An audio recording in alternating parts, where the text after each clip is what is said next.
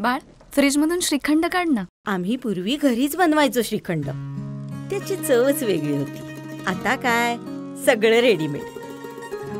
आजी, हे श्रीखंड खाऊन बघ. आज तुझ्या आईनं घरीच बनवलं की काय?